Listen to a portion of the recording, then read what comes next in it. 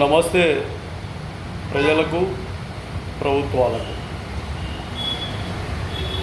సమాజంలో ప్రతిరోజు మాట్లాడుకుంటున్న మాటలు, ప్రస్తావనలు కులం గురించి, కులంలో ఉండే మతం గురించి. అయితే ఈ విశ్లేషణలో భాగంగా ప్రజలకు తెలియజేయడం ఏమనగా,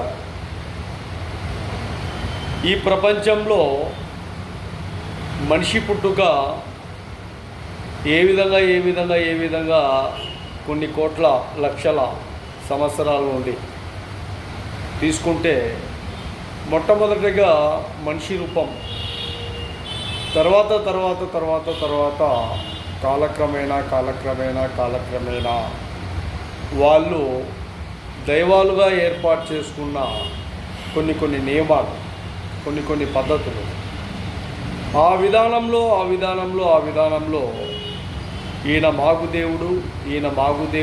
ఈయన మాగుదేవుడు అన్నట్టు ఆ దేవుళ్ళను సృష్టించిన వ్యక్తులు కూడా మనుషులే. దైవం, దేవుడు అనే వ్యక్తి మనిషికి ప్రత్యక్షంగా కనపడ్డాడు, ఈ ఆకారంలో ఉన్నాడు అని కొన్ని కోట్ల ప్రశ్న.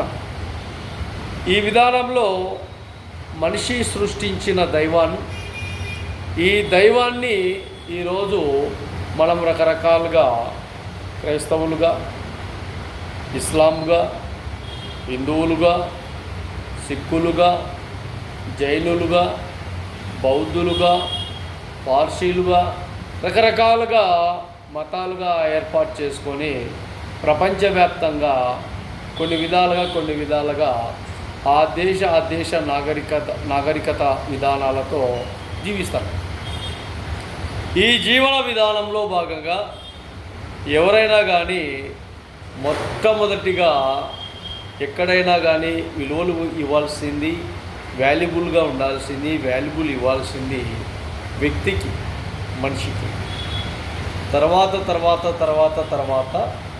నీ హోదా ఉండొచ్చు, నీ బలం ఉండొచ్చు, నీ ఆర్థిక వ్యవస్థ ఉండొచ్చు, నీకు ఇంకా రాష్ట్ర ప్రకారంగా, దేశ ప్రకారంగా, నీ వాల్యుబుల్ ప్రకారంగా ప్రోటోకాల్ ఉండొచ్చు. ఎక్కడైనా బాగా గుర్తుపెట్టుకోవాల్సింది ఏంటంటే, మనిషిని గౌరవించుకోవడం, మనిషిని చులకన చేసుకుంటూ ప్రయాణం చేయాలంటే ఆ ప్రయాణంలో సాధక బాధలు,